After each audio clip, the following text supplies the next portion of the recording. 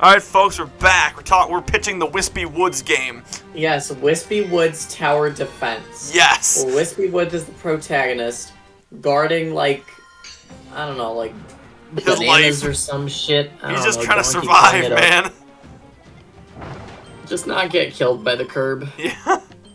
Try not to get curb stomped. Wait, do you guys know of a game called, it was some fan game, I think, but it was a Bobo? What? No. Bobo? A Bobo. It's like this. It was like a tribute to all the like NES games, I think. But it was like this orange mustached buff dude that had like gratuitous violence and gore or whatever. But they'd have like different enemies. Like Little Mac was the final boss, but like Kirby was one of the bosses you have to fight. Was Ryu one of the bosses? No. Was it? Maybe, I don't know, but it's yeah, it was. I don't know why. It was like I was just seeing a boss rush video of it. This is really interesting, but yeah, I just think because it's weird. You're fighting Kirby, and then Kirby is now in like a TMNT Krang suit, and now it's Krangby. Krangby. Yeah, Kirby's the little squishy thing on the inside. But it was a super bizarre. Yeah, sounds like it. And the Abobo character will adopt a different, like in the Little Mac fight, he's fighting a la Punch-Out, and in the other game, like a Legend of Zelda, he's fighting like a little tiny pixel man with the sword. So it was a very strange, but I could tell it was a nod to the old classic NES game.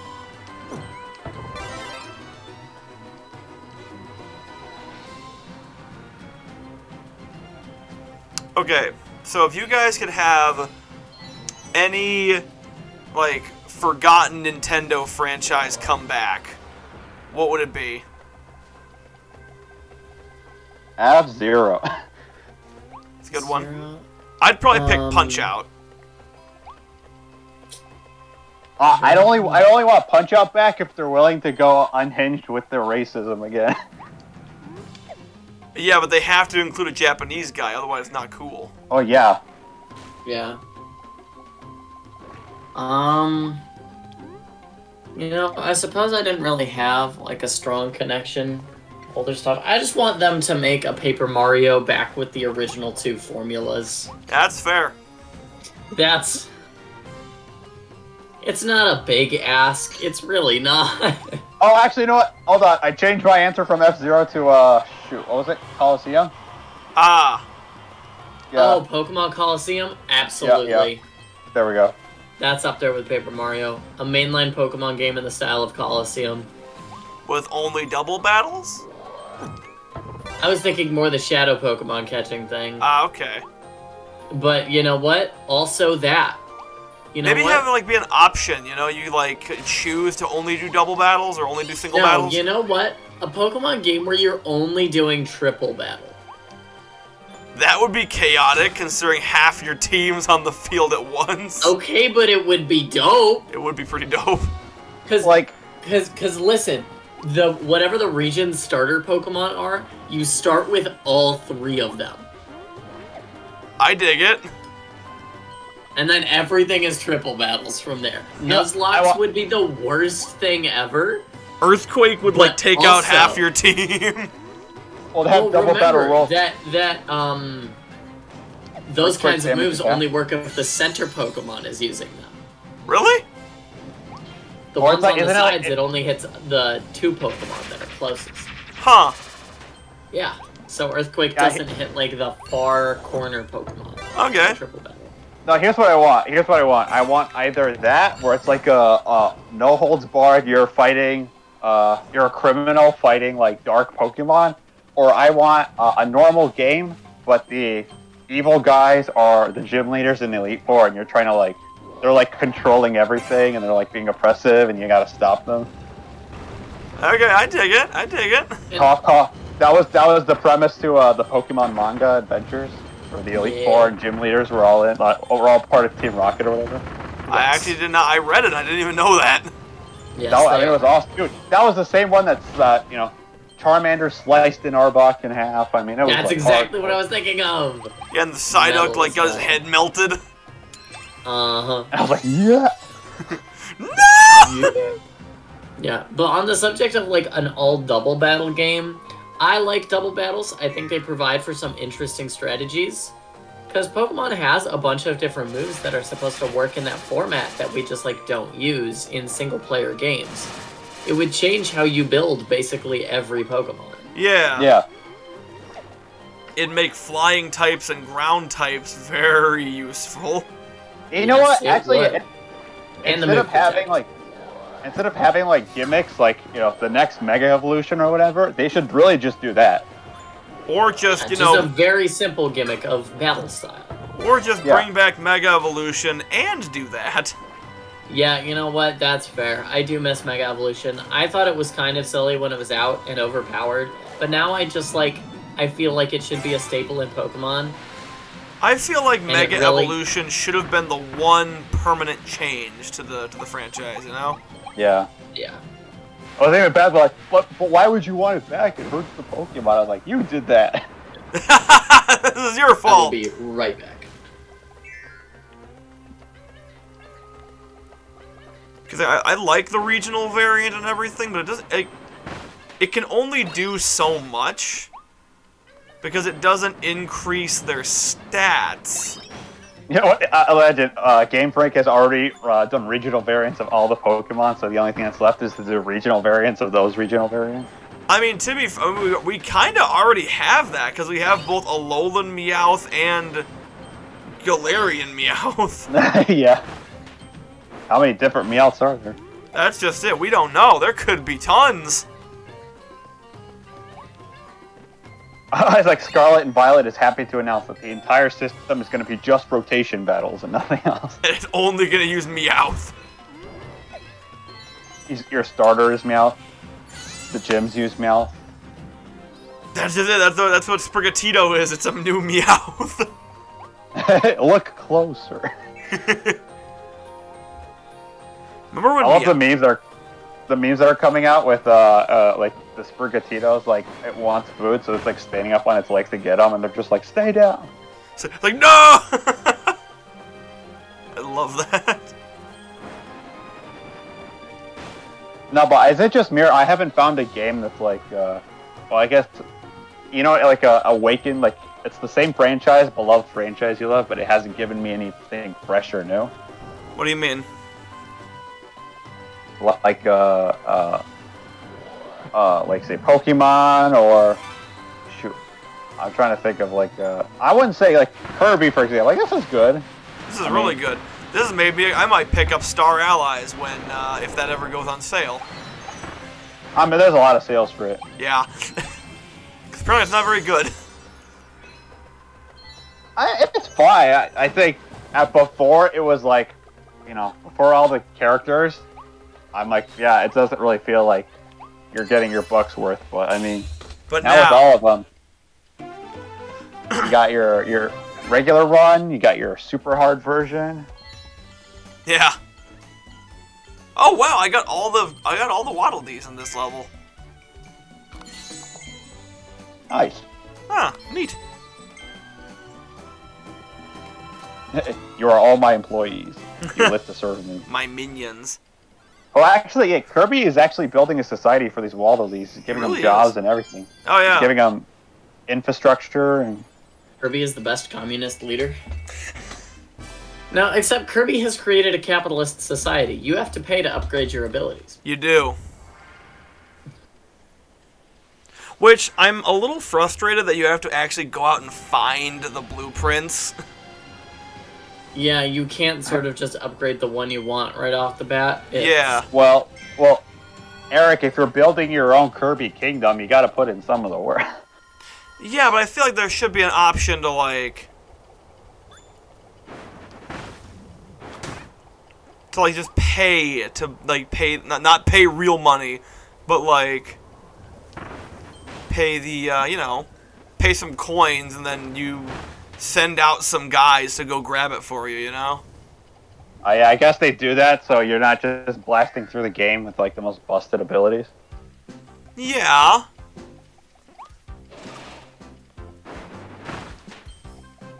I don't know. I just find it a little annoying. Kirby goes up to all the enemies like, would you like to be part of Clan Kirby? I'm like assembling the Foot Clan, but it's Kirby.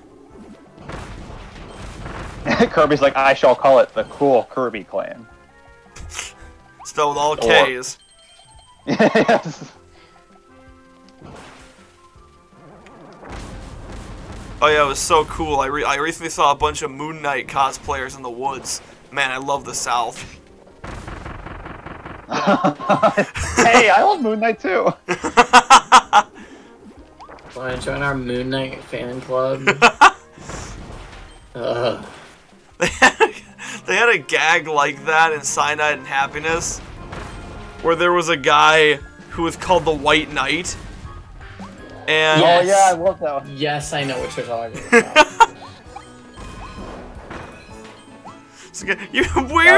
We're supposed to arrest all those black people. You're not leaving any for the rest of us.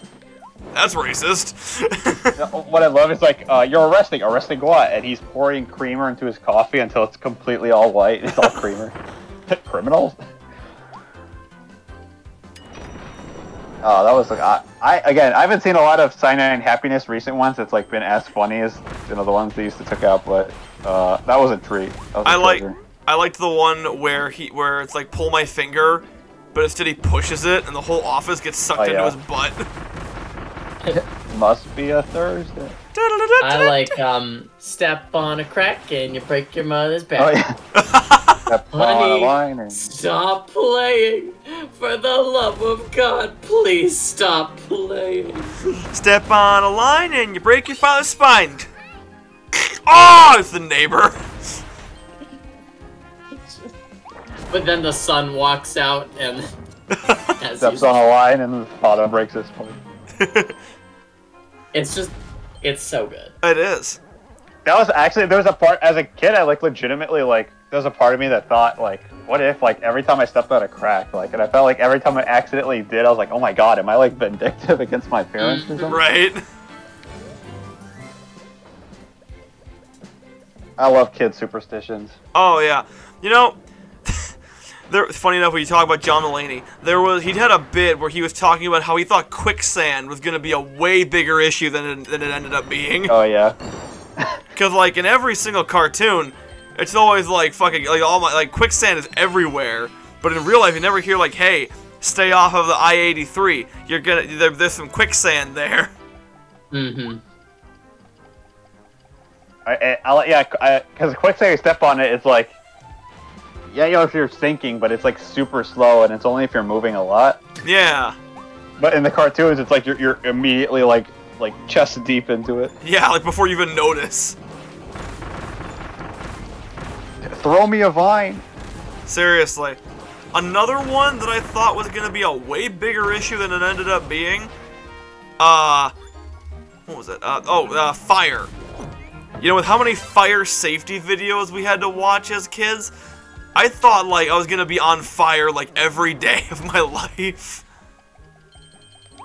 I mean, well, fire, if under stupid circumstances, actually could be a potential threat. Oh, seriously! Out of all the threats I could think of that as a kid I was most scared of, that one is one that still keeps me up at night. Which is why I'm very adamant about surge protectors. Actually, the other day, I was actually watching the news, and there was like a Chicago building, I think, that set on fire, but it was unfortunate because I think it was like a paper and antique store or something. Oh. It's like all of the most flammable objects out there, so it's like, oh, that sucks. Well, it's funny, because apparently in the Harvard Library, there's like a bunch of rare books in there, and the facility is rigged, so if there's a fire, the building will essentially push all the air out of the building, snuffing out the fire, but killing everyone inside in order to save the rare books. That's kind of cool, actually. It's